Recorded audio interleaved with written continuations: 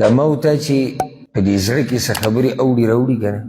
او چې دا داسې شی وی او دا داسې شی وی دا هر څه الله ویني. الله غافله نه دی د هغه څه نه. ستا چې کوم امیدونه دي او کوم ستا امنیات دي چې الله دا پوره کړي، نو ته دا سوچ مه کوه چې الله ته غافل. الله دا هر څه ویني، یو ورځ به پوره کړي. خو قد جعل الله لكل شیء قدره. قرآن کې الله وایي زما په نزد د هر شي یو اندازه ده، مقرر تقدیر خبره ده. داسې نه کېږي چې ته څه وغواړې او هغه به په هغه ټیم کېږي، وبه شي، خو د دې به خپله یو اندازه یو مقرر وخت به وي. دې آیت کې زموږ دپاره ډېر داسې یو خبره پرته ده که نه چې زړونه پرې په ارام کېږي، انسان ته سکون رسي. په انسان باندې چې کله سخته راشي نو دی په دې سخته کې ګډ وډ شي، کله یو طرف ته ګوري، کله بل طرف ته ګوري. کله انسان باندې سخته راشي دا سخته انسان ګډ وډ کړي. رب العزت د دې هر څه نه خبره دی. ستا دا اخوا دې خوا کته او ستا دا ټینشن او ستا دا سوچ او ستا دا فکر د دې نه الله خبره دی. هغه ورور چې د هغه رزق تنګ دی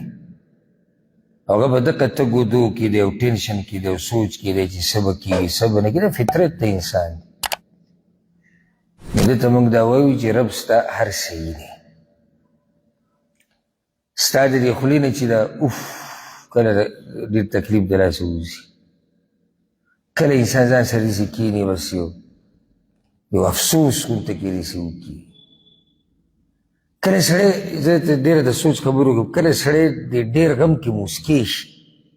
خیر هم کړی که نه؟ لکه داسې مثال د لاسې درکړم، ته یو ځي ته ورغلې چې دلته به الله رب العزت ماله د رزق یوه لاره جوړه کړي.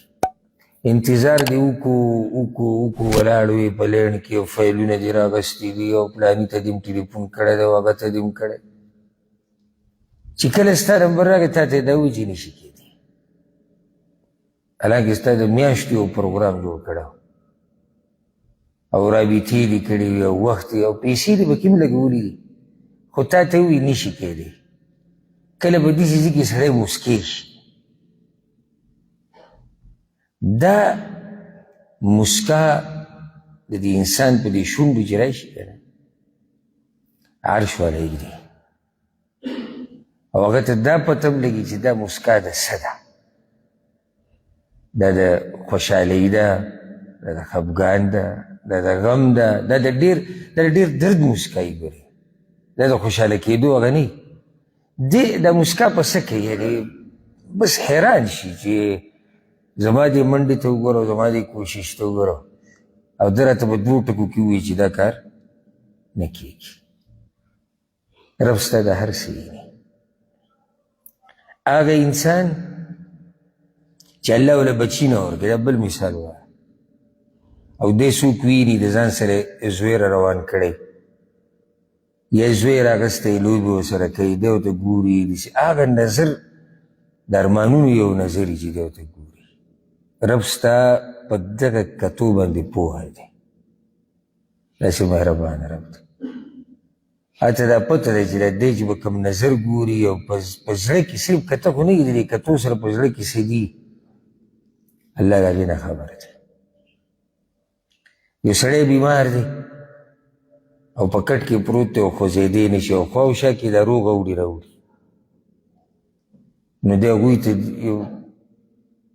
داسې نظر باندې وګوري چې هغه د حسرتونو وي، هغې کې یا هغه د امیدونو وي. نو رب ستا په دې پوه دی چې ستا زړه کې څه دي، ته څه غواړې. کور ته سړی ورننوځي او سړی چې هغه مالي حالات کمزوري دي، کور ته ورننوځي بچي پسې رامنډې کي، یو ورته وایي ماله دا شی، بل ورته وایي ماله دا شی، او دی هر یو ته په یو داسې نظر باندې وګوري چې هغه ماشوم پرې نه پوهېږي. او کېدای شي خوا او شا کې مشران هم پوه نه شي، خو عرش والا پوه شي چې ده په زړه کې څه دي. نو پوره به کړي دا که هر څه دا کوم چې ته غواړې، خو د خپل وخت که تاسو خیال کړی ګوره کله چې موږ دا نوي ځوانان شو که نه نو دغه وخت کې سړی وایي چې ما سره ګاډی وی او ما سره پیسې وی او سیکل هم سړي سره نه او که یې چې څوک ورته پرېږدي هم نه خیال هم کړی که که چېرته بل څوک هلک ځان سره ګاډی یا سیکل یا څه شی راولي بس دا ټول ورته حیران ولاړ مونږ وایو چې دا هر څه موږ سره وی خو راځي نه په یو ځای بیا داسې وخت په ژوند کې راشي چې هغه هر څه الله ورکړي خدای خپل وخت دی په دغه عمر کې اوس نوی نوی زلمی شوی دی چې زما واده وی په دغه ټیک او په دغه عمر کې چې دی څوک ویني لکه اوس مشر سړی دی 4-5 بچي دي دی هغه ته پسخېږي وایي 4-5 چې زما هم وی بچي دي چې مزه کوي صبر وکړه هر څه به خپل ځي راځي ګاډی دا به خپل وخت تجارت دا به خپل وخت راځي کور دا به خپل وخت مشرتیا جرګو کې کېناسته د خبرې خاوند جوړېده د دې هر څه به خپل وخت راځي نو ته به میوه د پخېدو نه مخکې نه شو کې میوه پرېږده چې څه شي پخه شي نو راوی به یې شو کې او وبه یې خورې او مزه به ترې والي او خرڅه به هم کې پیسې وبې مو وګټي نو چې داسې دې راشو کولی چې هله پخه شوې نه ده هېڅ کار دې نه کړی یو سړی ما ته وایي چې د آیت تا موږ ته بیان کولي مقصد زما د خبرې دا دی کم رب چې رسول وسلم ولیدو چې دی دا مخ په مخه اړې راړې او د اسمان ته ګوري هغه ارمان ورته معلوم و هغه ارمان یې ولې پوره کړو که نه هغه رب به زموږ د ارمانونه هم پوره کوي انشاءالله او ناخبره نه ځي مقصد دا هغه ناخبره نه ځي که بعض راشي ما ته وایي هغه تعبیر بعض خلک د خبرې نشي کولی صحیح د خبرې تعبیر کول دا هم یو فن دی نو داسې ډېر کسان چې هغوی خبره کول غواړي خو هغه تعبیر ګډ وړي نو کله پکې بعض داسې ووایي د جهالت د لاسه یا د علم د کمي د لاسه به موږ ووایو تعبیر ولی نه ورځي یا بس چې الله به خبر نه وي دا مونږ چې دومره ده حالانکې دا خبره چې ګوره قصدر عمدن څوک کوي نو په دې باندې انسان کفر ته ځي سړی وایي چې الله به خبر نه وي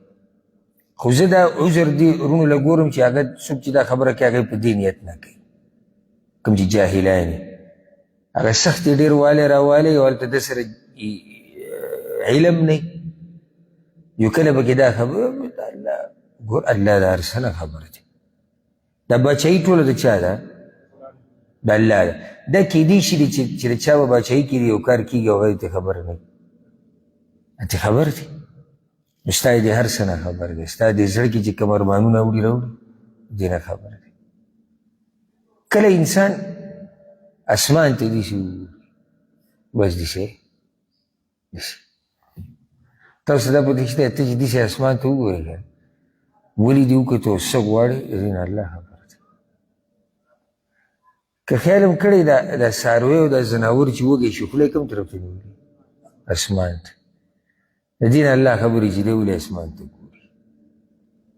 کله په انسان څه مسله راشي که نه تاسو کیدی شي چا باندې تېره شوي او کیدی شي چا لیدلي کله په انسان باندې څه مسله راشي که نه او ډېر داسې هغه مسله یې وزوري نو دی داسې الله وایي یا الله نور څه نه وایي صرف د لاس داسې اوچت کړي څه یا الله نو ته څه یې نو بس هغه الله ته پته ده هغه الله ته پته ده ځکه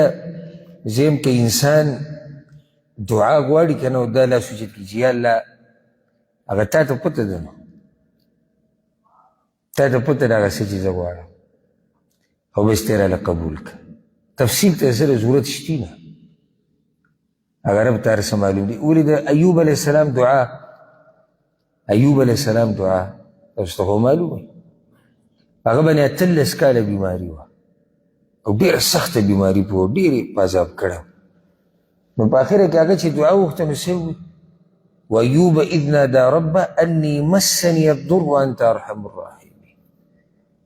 یا الله تکلیف راته ډېر دی او ته مهربانه رب یې اوس څه وغوښتو ظاهره کې څه وویل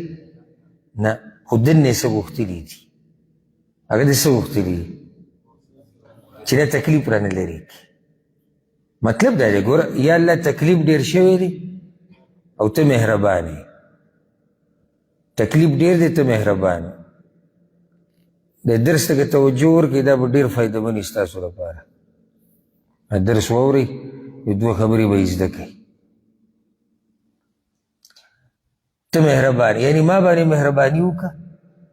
او زما دا تکلیف ختم کا الله رب العزت په دې پوهېږي قد نرى تقلب وجهك في السماء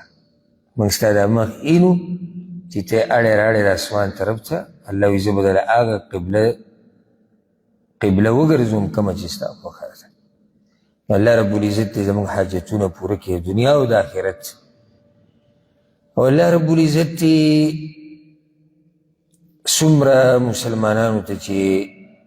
غمونه مصیبتونه دي مسلې د الله دې ټولې ختمې کړي قرآن کې یو آیت دی چې کله به کې سړی سوچ وکړي او دې آیتونو ته سوچ او فکر د انسان الځي بیا که خبرې له راجوما کړې وه پوهېږي څنګه نه چې ترجمه وله ورځي د قرآن ترجمه وله ورځي پوه شوی پې ترجمه وله نوې مرحله ده بیا د علماو سره ناست دی به سوچ کوي دی قرآن ته قرآن کې یو آیت ته الله وإن من شیء الا عندنا خزائنه دې ته به چې د سر سوچ نه تللی کېدای شي داسې بې شماره مسلمانان دي چې هغوی د آیت اول پرې راوړي لکه ته وایي چې دا نن نازل شوی دی د سره وونه خو ده چېرته لوستلی نه دی وإن من شیء الا عندنا خزائنه الله وایي هر شی چې دی که نه ما سره خزانې دي هر شی چې دی ما سره خزانې دي دا ډېر خوږ آیت دی او دې کې چې سوچ وکړي که نه یو څو خبرې مخې ته راځي د ټولو نه اولنۍ ستا چې څومره امیدونه دي او ته چې څه غواړې د هغې ستا د رب سره خزانې دي ستا د رب سره څه دي خزانې دي نو د هغه نه غواړه او کوم چې اسباب دي کوشش دی محنت دی هغه خپل جاري ساته او د هر څه د الله سره خزانې دي او ته یې غواړه خزانې د الله سره دي خو ما او تا به هغه رب ته فریاد کوو څه دعاګانې به غواړو چې الله دغه خزانونه موږ له راکړه دویمه د سوچ خبره دا ده په دې آیت کې چې دا صفت صرف د الله دی بس د بل چا دا صفت نشته داسې د الله نه علاوه خو ټول مخلوق دی په مخلوق کې داسې څوک نشتی چې د هغه سره دی د هر شي خزانې بس صرف او صرف د یو رب شان دی د الله رب العزت چې د هغه سره د هر شي خزانې دي که څوک دا عقیده لري که نه چې خزانې د رسول وسلم سره هم دي د ځمکې او د اسمانونو خزانې د رسول وسلم سره دي او کنجیانې د هغه سره دي دا عقیده د شرک او د کفر ده ولې ځکه چې رسول وسلم یې برخدار کړو د چا سره د الله سره یو خو دې دا مسله راووته درېیمه دا خبره ترې راووته چې دا کم خلک چې مخلوق ته چغې وهي او د چا در او دربار له تلي دي او درګاله او د چا د قبرونو نه تاویږي او سجدې لګوي او ښکلوي او د هغوی نه څه غواړي دا ښه ګمراهان دي ولې هغه رب یې پرېښودی دی چې د هغه سره د هر شي خزانه ده او پروت دی هغه چاته چې هغه رب ته محتاج دی د کوم رب سره چې د هر شي خزانه ده نو دی ګمراه نه دی د ده په کور کې چې کوم خر ولاړ دی دی د هغه نه هم زیات ګمراه دی اتې هوښیار دی هغه تې هوښیار دی چې یو سړی د ځان په شان انسان ته پروت دی لکه زه به تاسو له مثال درکړم یو سړی داسې یو مثال یو سړی دی چې خلک وایي چې دا پیر دی او دا الله سره برخه او دا ډېر بزرګ دی او هغه بیمار شو ډاکټر صاحب له موږ بوتو چې دله علاج وکړه پیر صاحب بیمار شوی دی هغه ورته دوایي ولیکله علاج یې وله وکړو څه وخت بعد هغه مړ شو پیر چې دی څه شو مړ شو هم اکه ډاکټر بیا د ده د قبر سره ولاړ دی او د ده نه روغ صحت غواړي د به کور کې چې کوم خر ولاړ دی هغه د نه هوښیار نه دی خبره مې دې پورې وکړه پرون د پیر صاحب ته ستنې وایلې او دوايانې ورته لیکلي چې دی ښه شي نن دی د هغه قبر ته ولاړ دی او هغه ته چغې وایي لکه نو دا خو ځان ښه کولی نه شو تا پسې راغلی و وایي ما ته څه دوايانې ولیکه که الله راله صحت راکړي نن ته دلته ولاړ یې دا څومره لوی کمقلتوب دی ښه جی دلته پیر دی او هغه داسې دی او هغه دا دی او موږ هغه له چانده کوو موږ هغه له دا کوو موږ داسې هغه هاهو جوړ دي بیا پیر صاحب مړ شو چې مړ شو دي کومو خلکو چې هغه له چاندې ماندې کولې او هغه له به یې ابادي جوړوله دی به دلته اوسېږي او د هغه خیال به یې کوو د هغه خدمت به یې کوو هغه اوس د هغه قبر ته پراته وي د هغه نه حاجتونه غواړي دا کمقلتوب نه دی پرونه پورې چې ته لګیا وي د هغه دپاره دې منډه واله نن ته د هغه نه غواړي نو د هر شي خزانې د چا سره دي الله سره د الله نه یې غواړي او مقصد زما د خبرې لوی هغه دا و لوی مقصد هغه دا و چې ستا د رب سره د هر څه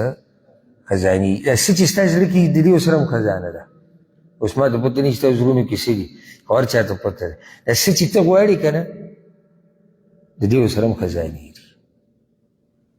غواړی چې او په خپل وخت بدله درکې که ستا پکې خیر و دا اوس بله خبره یاده که بعض څیزونه ګوره الله موږ له نه راکوي ځکه چې زموږ پکې خیر نه خو موږ په غیبو نه پوهېږو موږ په غیبو نه پوهېږو لکه اوس یو سړی دی دی غواړي چې یو ملک ته سفر وکړي او ډېرې منډې ووالې او پیسې مو ولګولې او کاغذونه یې هم برابر خو څه نه څه مشکل پکې راځي او دی لا نه موږ هسې د مثال دپاره وایم په دغه ملک کې دته یو جاښه جوړېده هغه یا دیني فتنه دین سره تعلق ساتي داسې فتنه وه یا د ده بدن ته نقصان و یا د ده عقل ته نقصان و د ده نشه ییز جوړېدو یا چا مړ کو یا د ده بچو ته نقصان و الغرض څه نه څه مسله درته وه الله د ده په نصیب کې دغه ملک ته تله نه وړي کړي دی اوس سور کېږي شین کېږي کته بره ټوپونه وایي وایي زما کار ونه شو ګوره دا چې ونه شو په دې کې به خیر خو ما ورته د هغه خیر نه یو خبر کله بیا انسان په دنیا کې خبر شي چې زما په دې پلاني کار کې خیر نه و بیا ډېر پښیمانه چې ما هغه څه کړي وړي ویلې یاره ور پای کې دومره لوی خیر چې زه لا نړم او زما کار ونه شو الله ما له هغه نعمت رانه کړو زما پکې خیر نو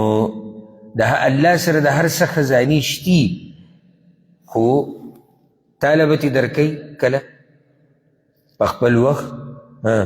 او کیدی شي در نه کي ستا به پکې خیر وي دوه خبرې ذهن ته واچو ام للانسان ما تمنى قرآن کې الله دا خبره کوي ویلي انسان چې څه غواړي او څه وایي هغه شان به کېږي موږ ګورې د الله بندګان بنده هغه څه کوي څه چې ورته رب ویلي دي نو ګوره په دنیا کې پوره هغه څه به نه کېږي څه چې ما ورته غواړم ځکه مشهوره خبره ده چې دنیا ژوند څه دی نیمګړی دی نیمګړی ورته ولې وایي